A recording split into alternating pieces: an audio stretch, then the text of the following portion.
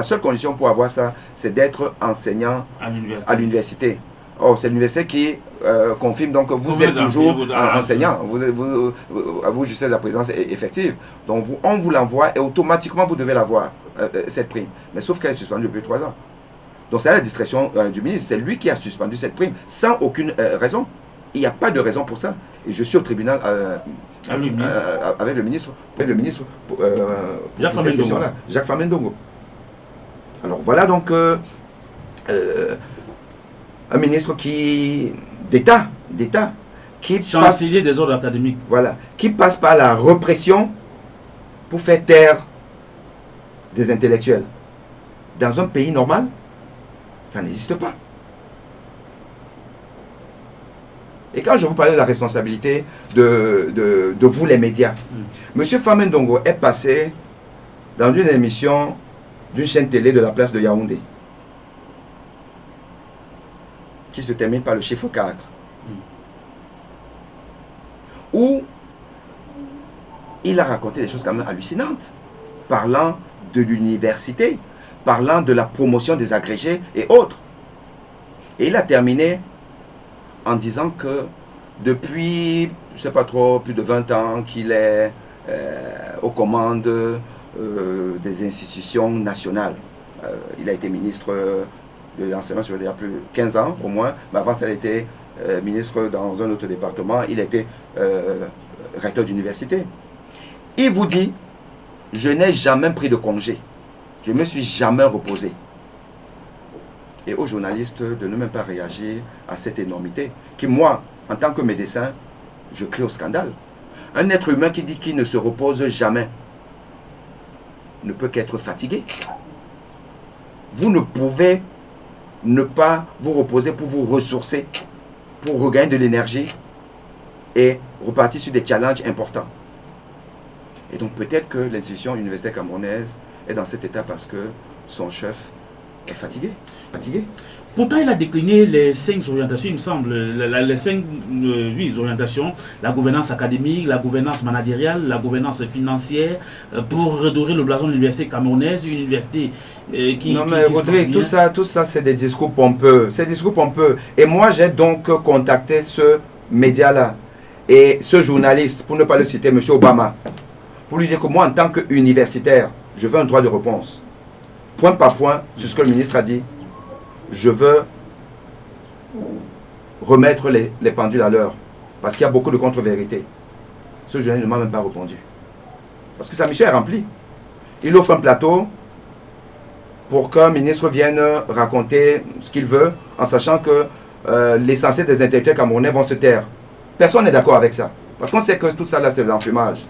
Mais effectivement, ils n'ont pas le courage que vous me prêtez. Personne ne va démentir. Professeur Emerouni, qu'est-ce que vous reprochez concrètement à la gestion des universités faite par le professeur Jacques Famendongo, ministre de l'enseignement supérieur? La promotion des enseignants est un problème au Cameroun.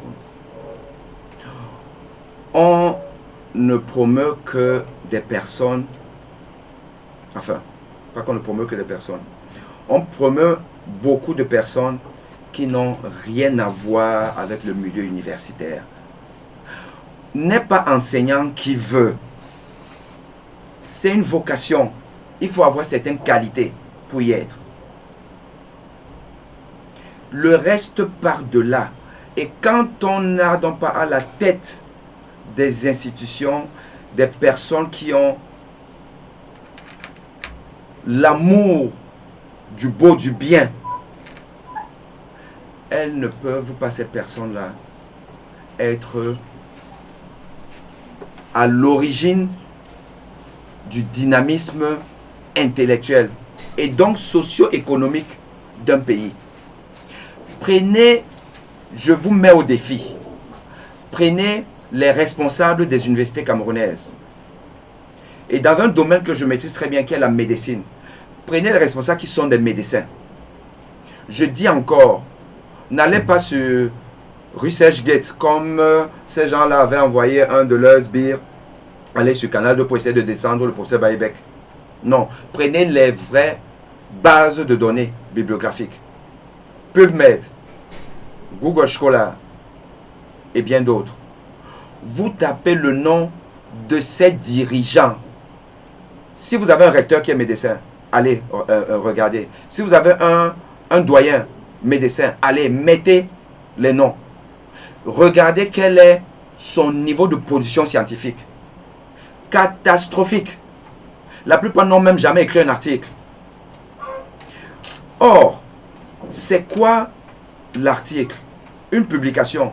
C'est l'aboutissement d'un travail de peut-être 2 ans. Un travail intellectuel. Donc, si vous avez une publication sérieuse, ça veut dire que vous n'avez pas triché. Donc, vous n'êtes pas un tricheur. Si vous avez des publications bidons et que vous êtes promu, agrégé avec ces publications bidons, ça veut dire que vous êtes tricheur. Monsieur Rodrigue, si vous trichez pour acquérir des diplômes, vous allez tricher dans votre gestion de la charge dont vous avez la responsabilité, c'est-à-dire de votre magistère. Si vous êtes un doyen qui a passé son temps à tricher pour être promu, mais vous ne pouvez pas gérer une faculté convenablement. Donc les meilleurs dirigeants sont les personnes qui ont roulé leur bosse, qui ont transpiré pour atteindre un niveau avec un certain nombre d'acquis indiscutables. C'est-à-dire que si on ne retrouve pas le nom de ces doyens-là, de ces recteurs, doyens de facultés, notamment de médecine, dans ces bases de recherche que vous avez dit, leur niveau de publication est catastrophique, c'est-à-dire qu'ils ne sont pas à la place qu'ils méritent, ils n'ont pas le niveau pour encadrer en ce là. Ils n'ont pas de reconnaissance en fait. Ils n'ont pas de reconnaissance. Or, on arrive encore à ce qu'on a dit tantôt à propos de l'outre-mer, les premiers dirigeants africains enseignent là-bas. Le système est fait pour que l'Afrique soit toujours dirigée par des incompétents. Le système, il est comme ça, il est balisé. Et je peux vous dire, et moi, je vous prends à témoin, je vous donne rendez-vous en 2035, parce que nous serons encore vivants. Nous serons en 2035, et même au-delà, nous serons Le Cameroun sera aussi pauvre que maintenant, si ce n'est plus.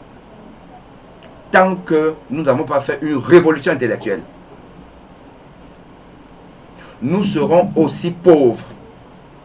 Vous vous rendez compte de l'université de Yaoundé?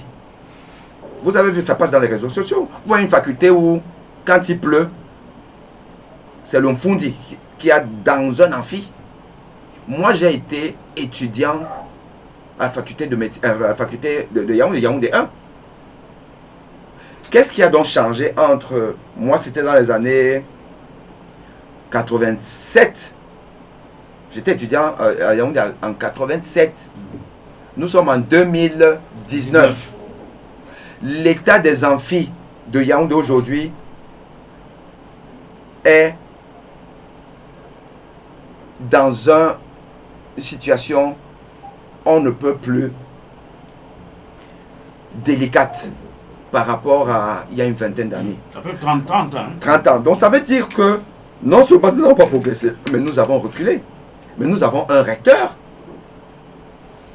qui est professeur agrégé, qui est peut-être même le plus jeune agrégé du Cameroun, grâce à M. Titus Edouard. Alors qu'est-ce qu'il fait? C'est quoi son rôle? Et les budgets, vous savez, une université, la plus grande université du Cameroun, on ne peut pas dire qu'elle n'a pas un gros budget. L'argent va où? Qu'est-ce que ça fait? Alors si vous n'avez pas un cursus universitaire, un cursus scolaire, des diplômes mérités, vous allez tricher. Et vous connaissez le conflit entre le professeur Baïbek et le professeur Soso. Je vous renvoie vers ça. Je vous renvoie vers ce que M. Baïbek dit à propos des étudiants, des thèses des étudiants, des publications et autres. Je vous renvoie vers ça. Et vous comprendrez que... Pour vous, ce conflit-là, le professeur Baïbek a eu raison de le poser sur la table, de poser cette question sur la table. Mais non seulement il a eu raison, enfin de le poser sur la table, mais il a fait un gain de cause. Aujourd'hui, on sait que c'est lui qui avait raison.